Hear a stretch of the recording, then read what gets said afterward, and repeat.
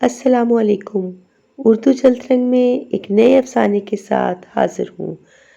Channel کو subscribe کرنا نہ بھولیے، لائک کے بٹن کو بھی پریس کر دیا کریں تاکہ میری حوصلہ افزائی ہو اور میری ویڈیوز کو دوسروں کے ساتھ بھی شیئر کیا کریں۔ میں لاہور میں سعودی عرب کے تعلیمی اتاشی کے سامنے بیٹھا تھا۔ میرے کاغذات اور جدہ یونیورسٹی کا ویزا اس کے ہاتھ میں تھا۔ وہ کافی دیر تک کاغذات کو دیکھتا رہا، پھر بولا، لیکن میں اس ویزے کو نہیں مانتا۔ میں نے پوچھا وجہ؟ اس نے کہا تعلیم تو ٹھیک ہے مگر تمہارا تجربہ انڈسٹری کا ہے، تدریس کا تجربہ تو صفر ہے۔ جس کو پڑھانے کا کوئی تجربہ ہی نہ ہو وہ کیا پڑھائے گا؟ میں نے کہا سر لیکن جدہ میں رئیس القسم نے میرا ٹیسٹ اور پڑھائی کا طریقہ دیکھ کر میری سفارش کی، پھر میرا ڈین سے انٹرویو ہوا، اس کے بعد یہ ویزا دیا گیا ہے۔ اس کے ہونٹوں پر ایک مسکراہٹ پھیل گئی۔ بولا ضروری نہیں کہ اگر انہوں نے غلطی کی ہو تو میں بھی غلطی کروں۔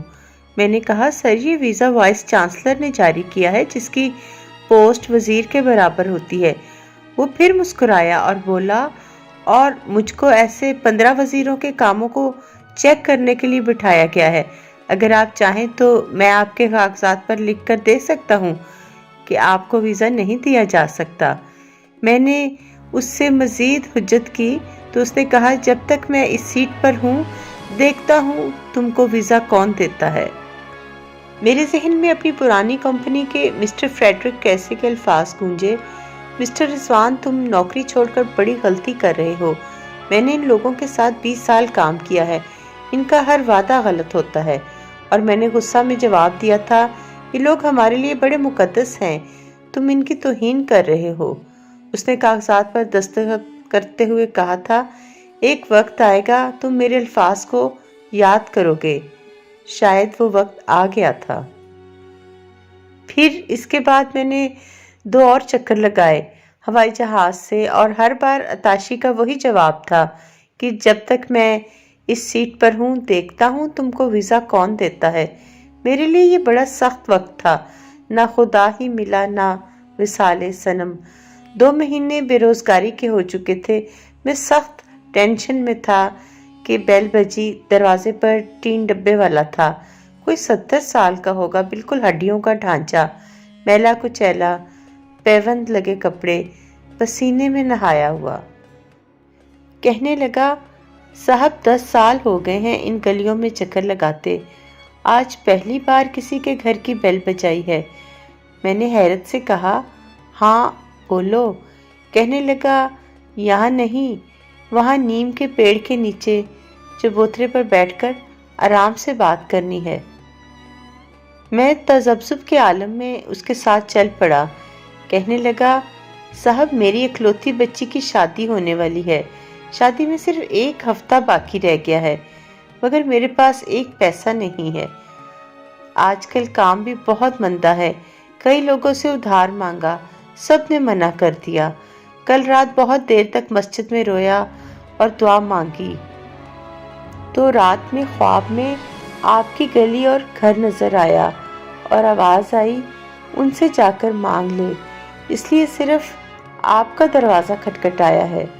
مجھے اس کی کہانی پر یقین نہیں آیا اور ہنسی بھی آئی کہ لوگ کیسی کیسی 420 کرنے لگے ہیں۔ میں نے عذرِ مذاق پوچھا کتنے پیسے کی ضرورت ہے؟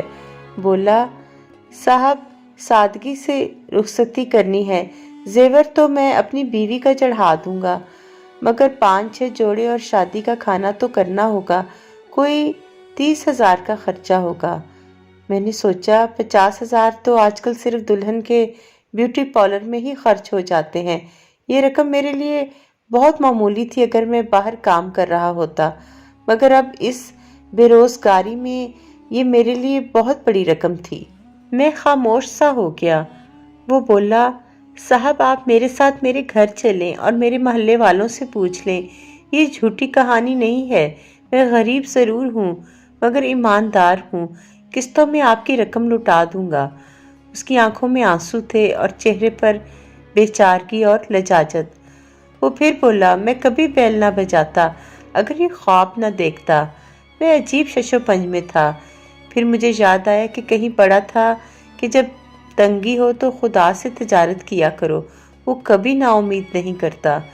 30,000 دینے کا مطلب یہ تھا کہ اب واپسی کی کوئی امید نہیں۔ خیر میں گیا اور 30,000 اس کے ہاتھ میں رکھ دیے۔ اس نے میرے ہاتھ چوم لیے اور رونے لگا۔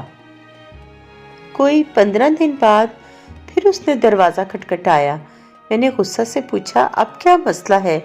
کیا پھر کوئی خواب دیکھا ہے؟ بولا، ہاں، مگر آپ کو کیسے پتا چلا؟ میں نے جھنجھلا کر کہا، ظاہر ہے پہلے خواب دیکھا تھا تو بیل بجائی، اب پھر خواب دیکھا ہوگا تو بیل بجائی ہے۔ جلدی بتاؤ، مجھے بہت کام ہے۔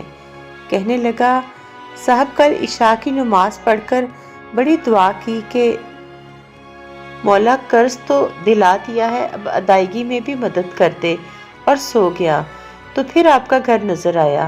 آواز آئی کہ تیرا قرض ادا کر دیا گیا ہے، جا کر بتا دے کہ اس کا بھی کام کر دیا گیا ہے۔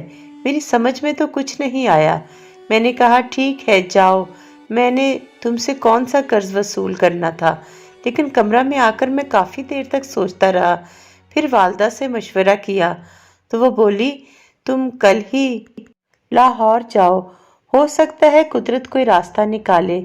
میں نے تنک کر کہا، 3 بار تو جا چکا ہوں، وہ تو بس ایک ہی بات کہتا ہے، جب تک میں اس سیٹ پر ہوں دیکھتا ہوں تم کو ویزا کون دیتا ہے۔ اب تو اس کو میرا چہرہ بھی زبانی یاد ہو گیا ہوگا۔ والدہ نے کہا، میں پیسے دیتی ہوں، تم اللہ کا نام لے کر جاؤ تو صحیح، کچھ لوگ خدا کے بہت قریب ہوتے ہیں، یہ بات عام آدمی نہیں سمجھ سکتا۔ خیر میں اگلے دن لاہور پہنچا۔ موسلا دھار بارش ہو رہی تھی۔ ڈرتے ڈرتے عطاشی کے کمرہ میں داخل ہوا، دیکھا کرسی پر ایک نوجوان لڑکا بیٹھا ہے۔ میں نے کہا، یہاں تو ایک اور صاحب ہوتے تھے۔ بولا، ہاں، ان کو 1 ہفتہ ہوا واپس وزارت خارجہ میں بلا لیا گیا ہے اور میں نے چارج سنبھال لیا ہے۔ میں نے کاغذات اس کو دیے، بولا، آپ بہت لیٹ آئے، اب تو یونیورسٹی کھلنے میں چند دن رہ گئے ہیں۔ پھر اس نے سیکرٹری کو بلایا، کہا کہ پرسوں سے یونیورسٹی شروع ہو رہی ہے، یہ پہلے ہی لیٹ ہو چکے ہیں، فوراً ٹکٹ بناؤ، پاسپورٹ پر ویزا لگاؤ اور سالانہ ہاؤس رینٹ 1 ماہ کی سیلری کا چیک بنا کر لے آؤ، اور سنو، چائے بھجوا دینا۔ میں ایک لمحہ کے لیے گمسم سا ہو گیا۔ قدرت اس طرح بھی مہرباں ہو سکتی ہے۔ پرانے عطاشی کے الفاظ میرے کانوں میں گونج رہے تھے۔ اوپر والے نے اس مغرور شخص کی کرسی چھین لی تھی، کیا صرف میرا کام کروانے کے لیے؟ پھر موسم پر میں نے گفتگو شروع کی، بتایا کہ بہت موسلا دھار بارش ہو رہی تھی، بڑی مشکل ہوئی آنے میں، تو اس نے بڑی شائستہ اردو میں جواب دیا کہ آپ لوگ بڑے خوش قسمت ہیں، ہم تو ایسے موسم کو ترستے ہیں۔ مجھ پر تو حیرتوں کے پہاڑ ٹوٹ گئے اس کی اردو سن کر۔ میرا حیران چہرہ دیکھ کر وہ ہنسا، بولا، میں نے یہیں سے تعلیم حاصل کی ہے۔ پاکستانی ایک ذہین، محنتی اور بڑی مہمان نواز قوم ہے، میں ان سے محبت کرتا ہوں، خاص طور پر استادوں سے۔ چائے ختم ہو گئی تھی، پاسپورٹ، ٹکٹ اور چیک میرے ہاتھ میں تھا۔ مجھے ٹین ڈبے والے کے خواب کے الفاظ یاد آئے کہ تمہارا قرض ادا کر دیا گیا ہے، لیکن ایسی ادائیگی کا تو میں سوچ بھی نہیں سکتا تھا۔